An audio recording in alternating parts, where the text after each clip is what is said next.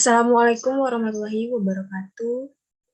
Eh, saya akan menjelaskan ujian tengah semester dari mata kuliah Teknik Penulisan Tugas Akhir, dosen pengampu yaitu Bapak Al-Kadri Fitra, SEMMAK.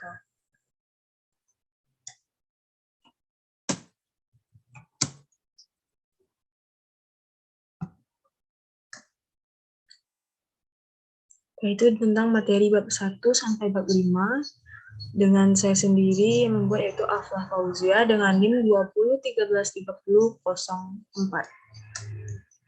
Bab 1. Bab 1 yaitu pendahuluan. Di mana di bab 1 ini terdiri dari latar belakang, biasanya membahas mengenai hal-hal apa saja yang mendorong penulis untuk membahas suatu tema makalah yang akan dibuat. Yang kedua yaitu rumusan masalah, berisi beberapa pertanyaan yang akan dibahas atau dijawab pada bab pembahasan. Misalnya kita mengangkat sebuah tema pendidikan. Sebelum kita melakukan pembahasan, kita uraikan dulu beberapa permasalahan atau pertanyaan yang akan dibahas. Yang ketiga yaitu ada tujuan, berisi tentang apa saja tujuan penulis mengangkat atau membahas tema tersebut, dan apa manfaat yang akan didapatkan oleh pembaca ataupun penulis itu sendiri.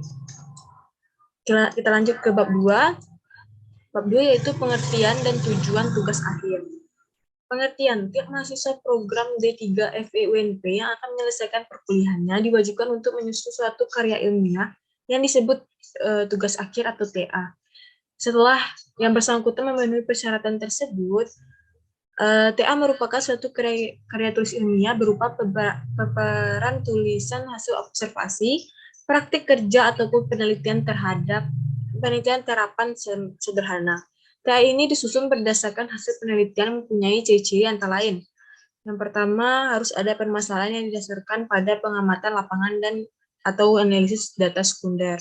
Yang kedua, judul TA dipilih sendiri oleh mahasiswa atau ditentukan oleh dosen pembimbing.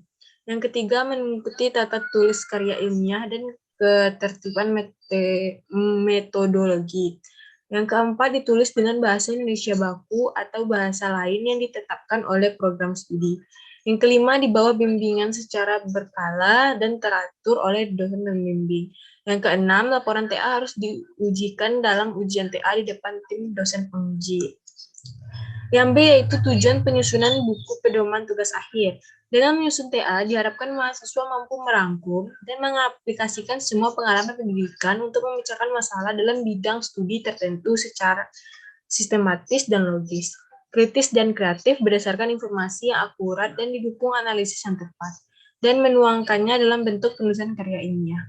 Penyusunan TA merupakan salah satu syarat untuk menyelesaikan studi di program studi D3 FEUNP yang mempunyai tujuan akhir agar mahasiswa mampu membentuk sikap mental ilmiah, mampu mengidentifikasikan dan merumuskan masalah penelitian yang berdasarkan rasional tertentu yang dinilai penting dan bermanfaat ditinjau dari beberapa segi. Pedoman penulisan tugas akhir program D3 FEUNP mampu melaksanakan penelitian terapan sederhana, mulai dari penyusunan rancangan penelitian, pelaksanaan penelitian, sampai pelaporan hasil penelitian. Yang keempat, mampu menyusun dan menulis suatu karya ilmiah berdasarkan observasi, praktik kerja, atau penelitian terapan sederhana sesuai dengan bidang ilmu yang ditempuhnya. Yang kelima, mampu mempertahankannya dalam ujian TA di hadapan tim dosen penguji. Lanjut ke bab 3. Ke bab 3 yaitu aturan dan etika penulisan.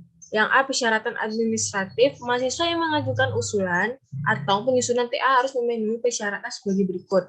Yang pertama, terdaftar sebagai mahasiswa untuk mata kuliah tugas akhir pada semester tersebut. Yang kedua, sudah atau sedang melaksanakan mata kuliah magang. Yang ketiga, telah lulus sedikitnya 70 SKS. Yang keempat, memiliki indeks prestasi kumulatif IPK minimal 2 dan mendapatkan rekomendasi dari pimpinan program studi atau prodi. Yang kelima, telah lulus mata kuliah persyaratan TA. Yang B yaitu proses penyusunan TA. Penyusunan TA melalui proses sebagai berikut. Yang pertama, sesuai aturan dalam panduan penulisan TA UNP, maka prodi membentuk koordinator tugas akhir yang diangkat oleh dekan dan bertugas membantu ketua prodi menilai kelayakan usulan TA mahasiswa dan memberikan pertimbangan hal-hal lain yang relevan.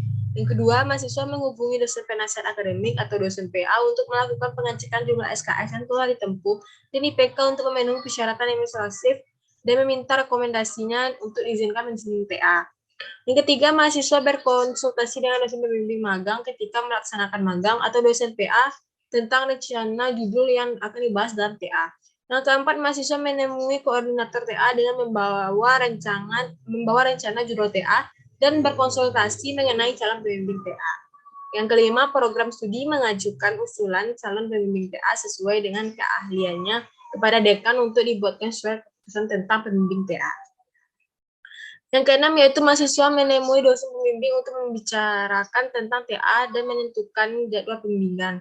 Untuk kali ini telah disediakan berbagai format administrasi penunjang kelancaran proses bimbingan.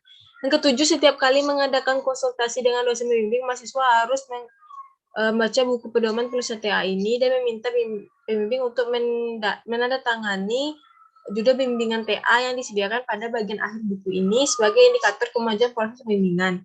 Yang kedelapan, bila ada dosen pembimbing yang tidak dapat melanjutkan tugasnya sebagai alasan kesehatan atau tugas lain yang lebih penting, seperti melanjutkan studi ke perguruan tinggi lain di luar Sumatera Barat, dimungkinkan adanya pergantian pembimbing TA dengan catatan pembimbing pengganti melanjutkan bimbingan yang telah berjalan sebelumnya.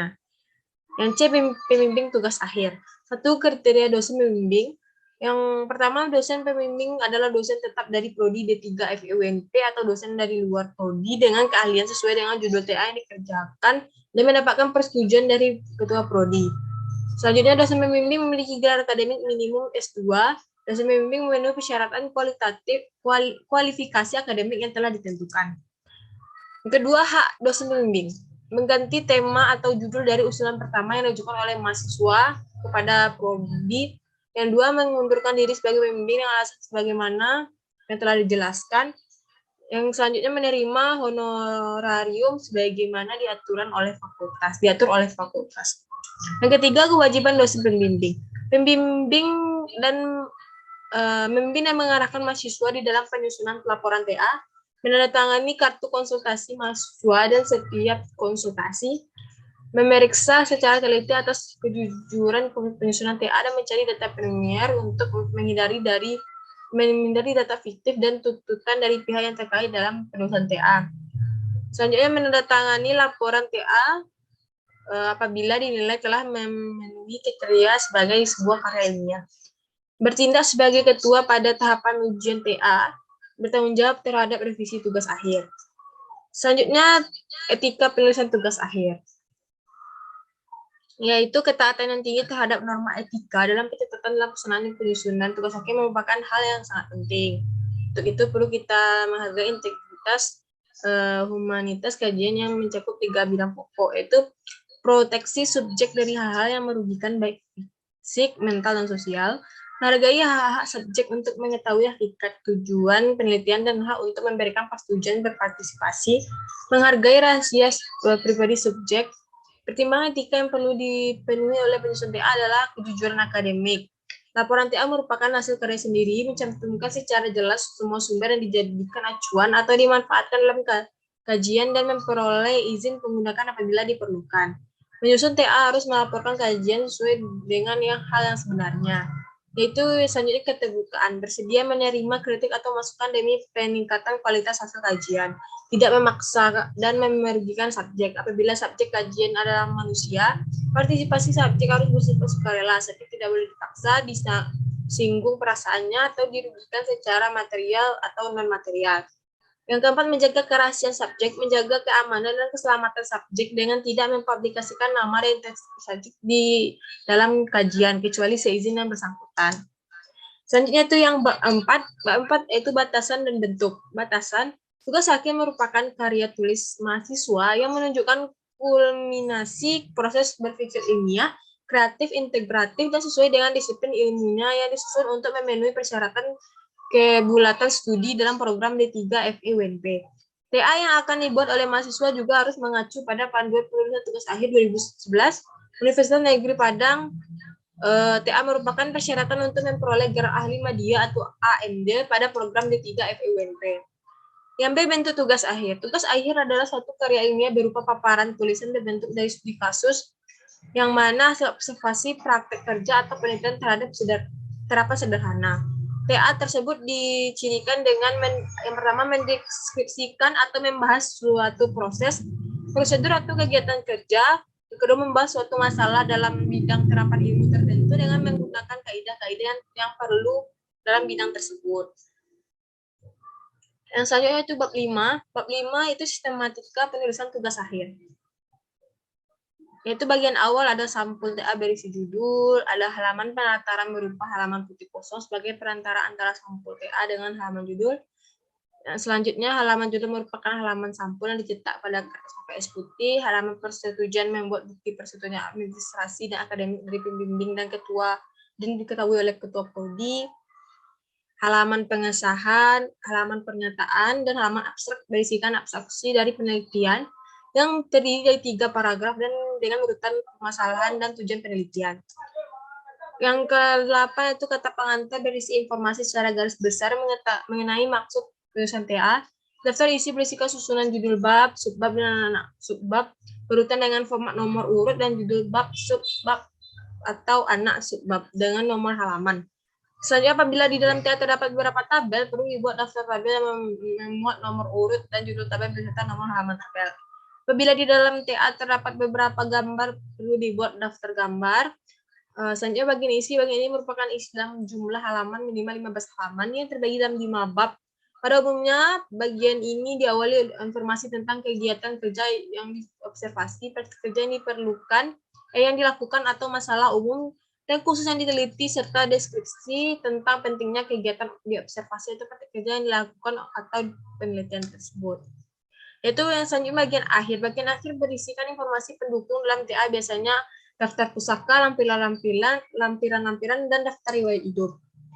Sekian dari presentasi saya tentang teknik penulisan tugas akhir. Apabila ada kesalahan mohon dimaafkan.